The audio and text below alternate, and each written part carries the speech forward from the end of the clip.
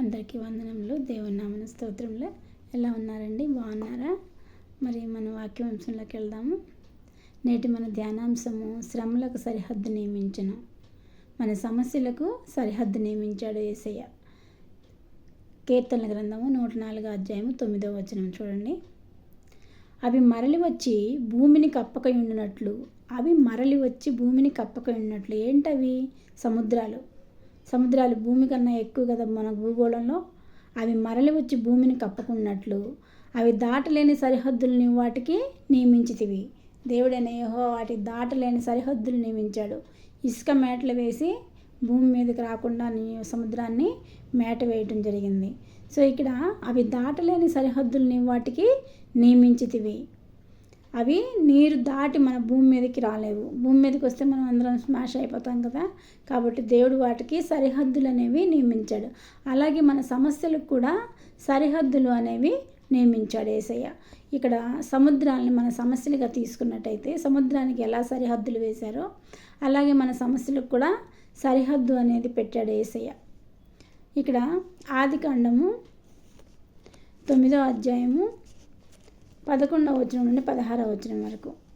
ఆదికాండం 9వ అధ్యాయము 11వ వచనం. నేను మీతో నా నిబంధన స్థిరపరచుదును, సమస్త శరీరంలో ప్రవాహ జలములకు వలన ఇంకను లయపరచబడరు, భూమిని నాశనం చేయుటకు ఇకను జల ప్రవాహములు కలుగువని పలికిన. భూమిని నాశనం చేయడానికి జల ప్రవాహం వచ్చింది కదా నోవహ కాలంలో. అప్పుడు దేవుడు సంతాపడి ప్రజలకు ఒక ప్రకటన చేస్తున్నారు, ఒక నిబంధన చేశారు.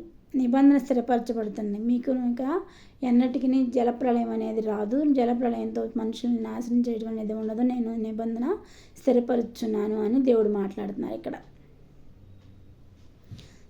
ఎలా స్థిరపరుస్తున్నారంటే మనకి ఎక్కువ పెద్ద వర్షం వచ్చినప్పుడు ఒక 4-5 రోజులు కంటిన్యూస్గా వర్షం పడిన తర్వాత ఇంద్రధనుసు కనిపిస్తుంది కదా ఆకాశంలో ఇంద్రధనుసుని నిబంధనగా యేసు ప్రభు యెహోవా తండ్రి గుర్తించారు. 16వ వచనంలో చూడండమ్మా. మేఘములో నా ధనుసు నేను ఉంచితిని, అది నాకును భూమికి మధ్య నిబంధనకు గుర్తుగా నుండును. ఇంద్రధనుసు అనేది కనిపిస్తుంది, అది నాకును భూమికి మధ్య నిబంధనకు గుర్తుగా ఉండును. భూమిపైకి నేను మేఘమును రప్పించినప్పుడు ఆ ధనుసు మేఘంలో కనబడును. మేఘంలో ఆ ధనుసు కనపడితే ఇక వర్షం రాదు అని నిబంధన చేసినట్లు అనమాట. నిబంధన దేవునికి నిబంధన యెహోవా తండ్రి నిబంధన చేయడం జరిగింది. ఆ ధనుసు మేఘములో నుండును, నేను దాన్ని చూచి దేవునికి భూమికి ఉన్న సమస్త శరీరాలలో ప్రాణం గల ప్రతి దానికి మధ్యనున్న నిత్య నిబంధన జ్ఞాపకం చేసుకొనేదను. నిత్య నిబంధన నేను జ్ఞాపకం చేసుకొనేదను అని మాట్లాడుతున్నారు. ఇక్కడ జలప్రళయంతో ఇంకెన్నటికి నేను నా బిడ్డల్ని నిబంధన స్థిరపరుస్తున్నాను. ఇంకెప్పటికీ జలప్రళయంలో నా బిడ్డల్ని ఇలా ప్రజలు నశించిపోవటం అనేది చెల్లేదు, నిబంధన స్థిరపరుస్తున్నానని ఇంద్రధనుసుని చూపించడం జరిగింది. అలాగే వెలుగు చీకట్లకు ఒక సరిహద్దు అనేది ఉంది కదా. ఈరోజు వెలుగు ఉంటుంది, సాయంత్రం మళ్ళీ చీకటి వస్తుంది. చీకటికి వెలుగుకి మధ్యలో సరిహద్దు ఉంటుంది. అలాగే జలములకు ఒక సరిహద్దును నియమించాడు యెహోవా తండ్రి. సముద్రం దాటలేకున్నట్లు దాని తరంగములు ఎంతో పొర్లిలను. దానికి తరంగాలు వస్తూ ఉంటాయి కదా సముద్రానికి, ఎంతో పొర్లిలను. అవి ప్రజల ప్రబలలేకయు ఎంత ఘోషించును దాన్ని దాటలేకయు ఉండునట్లు నిత్య నిబంధన చేత దానిని ఒక ఇసుక సరిహద్దుగా నియమించును. అది ఎంత తరంగాలు ఎంత పొర్లిలను, అవి ప్రబలలేవు. ఎంత ఘోషించిన సముద్రం ఎంత ఘోషిస్తుంది కదా, ఆ సముద్రం ఎంత ఘోషించినను ఆ ఘోష అలాగే సముద్రంలోనే ఉంటుంది, కానీ పైకి మాత్రం రానివ్వడు. నిత్య నిర్ణయము చేత దాన్ని ఇసుక సరిహద్దుగా నియమించను.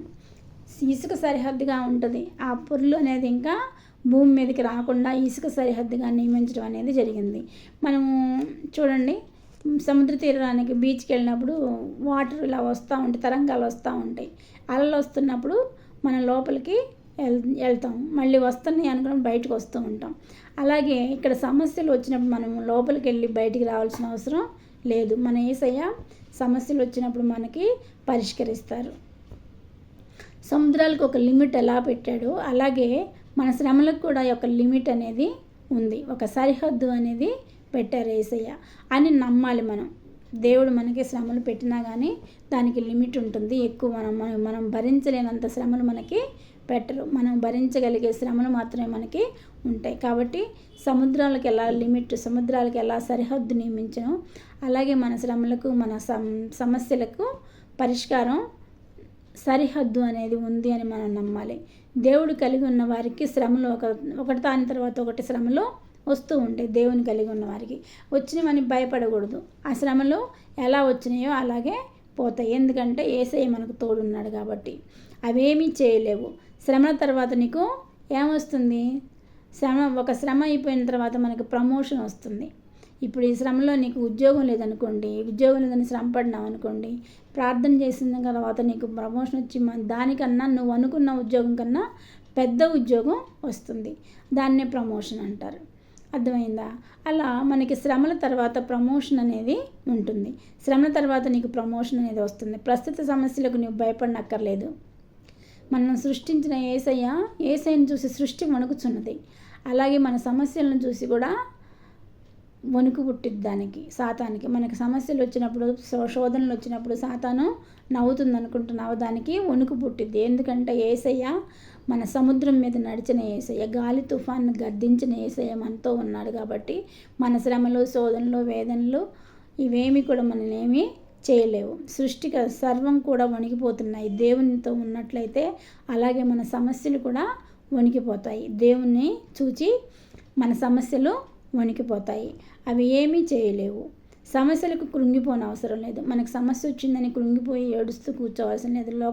లోకస్తులు శ్రమ వచ్చినప్పుడు ఏడుస్తూ ఉంటారు. ఇతరులకు చెప్పుకొని నాకు ఎలాంటి శ్రమ వచ్చింది, ఈ శ్రమను ఎలా తప్పించుకోవాలి, మీరు సహాయం చేయండి అని ఇతరులని అడగటం జరుగుతుంది. కానీ దేవుని నమ్ముకున్న బిడ్డలో వేరే వాళ్ళని అడగాల్సిన అవసరం లేదు. దేవుని సన్నిధిలోకి వెళ్ళి మోకరించి ప్రార్థించినట్లయితే మన సమస్యకు పరిష్కారం అని యేసయ్య ఇచ్చే దేవుడు.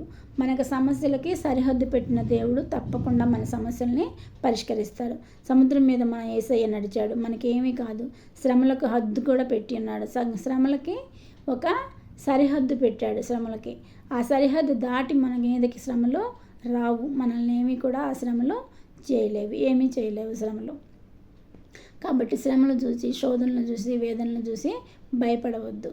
ఎందుకంటే మనకి సముద్రాలకి ఒక సరిహద్దు పెట్టిన యేసయ్య మన శ్రమలకు కూడా సరిహద్దుని పెట్టారు. మన శ్రమలలో మనకు తోడుండారు.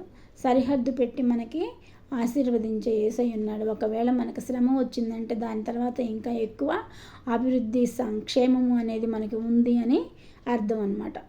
అంతేగాని శ్రమ వచ్చిందని భయపడవలసిన అవసరం లేదు, బాధపడవలసిన అవసరము అంతకన్నా లేదు. సృష్టికర్త సముద్ర నీటి మీద మన యేసయ్య నడిచాడు. అలాంటి యేసయ్యను కలిగి ఉన్న మనకి భయం ఎందుకు? మన యేసయ్యను చూస్తే మన శ్రమలు వణికిపోతాయి. ఎలా సముద్రము వణికిపోయిందో గద్దించినప్పుడు అలాగే సర్వ సృష్టి కూడా యేసయ్యను చూసి వణికిపోతుంది. శ్రమలు కూడా యేసయ్యను చూసి వణికిపోతాయి. మన శ్రమలు, దుఃఖములు సంతోషంగా మారే దినము ఒకరోజు ఉంటుంది. కాబట్టి శ్రమల గురించి సంతోషంగా ఉండాలి. బాధపడకూడదు, భయపడకూడదు, ప్రార్థించాలి. యేసయ్య ఉన్నాడు, నమ్మకంతో ఉండాలి. దేవుడు తప్పకుండా శ్రమలకు సరిహద్దు నియమించిన యేసయ్య తప్పకుండా ఆ శ్రమల్ని తీసివేస్తాడు. కాబట్టి శ్రమలకు సరిహద్దు అనేది మన యేసయ్య సముద్రాలకు సరిహద్దులు ఎలా పెట్టాడో మన శ్రమలకు కూడా ఒక సరిహద్దు అనేది ఉంది.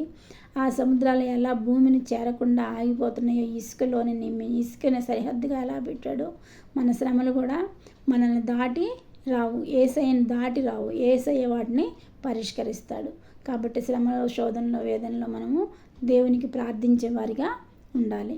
ప్రార్థించి మనం విజయాన్ని పొందుకోవాలి. ఓకేనా? చిన్న వాక్యం ముగిస్తున్నాను. ప్రతిరోజు నా వాక్యం వినాలి అనుకుంటే సబ్స్క్రైబ్ చేసుకోనండి, నోటిఫికేషన్ వస్తుంది. ఓకేనా? చిన్న ప్రార్థన చేసుకుందాం. సర్వశక్తి మిక్కిలి కృపగలిగిన ఘనమైన యేసురాజు పాదములకు స్తోత్రము ప్రభువా. ఇదిగోనైనా సముద్రాలకు సరిహద్దులు చూపిన దేవానికి వందనాలు. అలాగే మా శ్రమలకు, శోధనలకు, వేదనలకు కూడా సరిహద్దు పెట్టారు ప్రభువా, మీకు వందనాలు. ఆ సరిహద్దు దాటి రాదు ప్రభువా. ఆ సరిహద్దు దాటి ప్రభువా మా సమస్యలు, శోధనలు, వేదనలు అన్నీ మీరు తీరుస్తారని మీ మీద నమ్మకంతో ప్రార్థించే మనసు మా అందరికీ అనుగ్రహించమని మా ప్రభును ప్రియకుమారుడైన యేసుక్రీస్తు నామమున అడుగుచున్నాను తండ్రి. ఆమేన్.